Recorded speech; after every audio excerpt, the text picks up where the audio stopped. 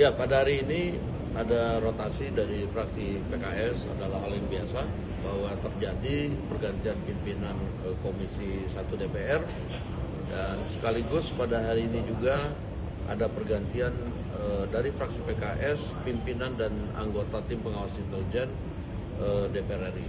Ya. Bang Dasko sudah dijelaskan yang diganti siapa dan alasan diganti itu? Ya, kalau alasan diganti adalah kebijakan fraksi sesuai dengan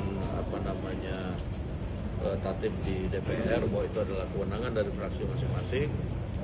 Pak Jazuli juga ini diganti oleh Pak Sukamta, itu juga jabatan pengawas intelijen sebagai pimpinan dan anggota dari tim pengawas intelijen dari fraksi PKS juga mengalami pergantian dengan orang yang sama.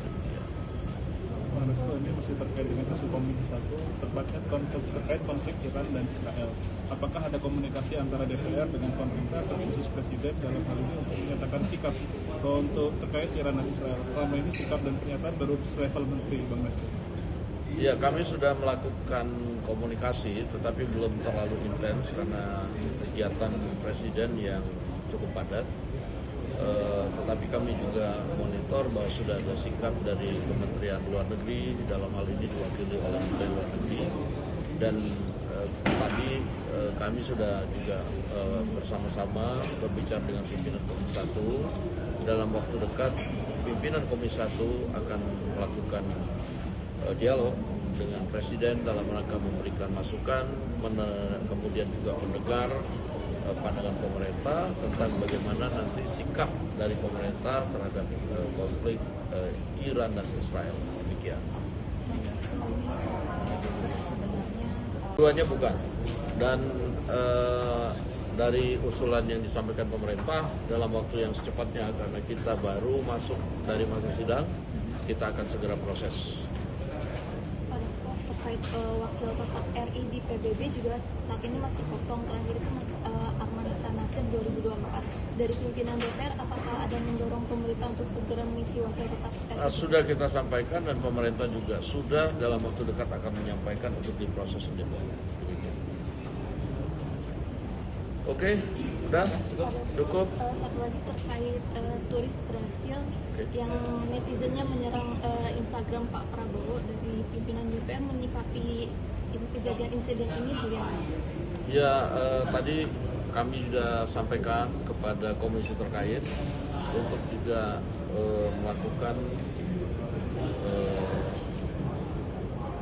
kunjungan atau juga evaluasi dan memberikan masukan kepada pemerintah tentang hal yang terjadi di Rinjani.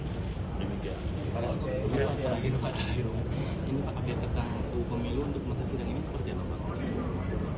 Mungkin untuk RUU Pemilu belum kita bahas pada sidang ini karena kita masih juga secara informal berbicara antar fraksi, karena baru sekali ini Mahkamah Konstitusi memutuskan adanya rekayasa konstitusi.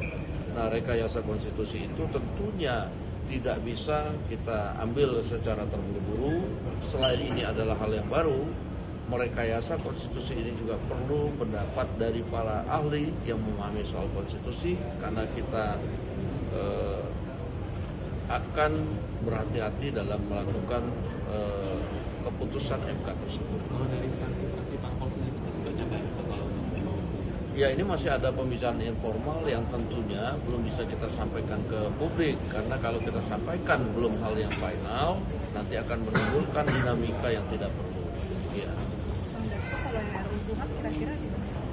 Kalau RUU PUHAP dalam masa sidang ini kita akan minta kepada komisi terkait bahas, karena partisipasi masyarakat baik dalam pemerintah menyusun DIM itu dirasa sudah cukup. Kemudian partisipasi publik ketika DPR RI juga kemudian membahas DIM dari DPR juga kita rasa sudah cukup, karena pada waktu sidang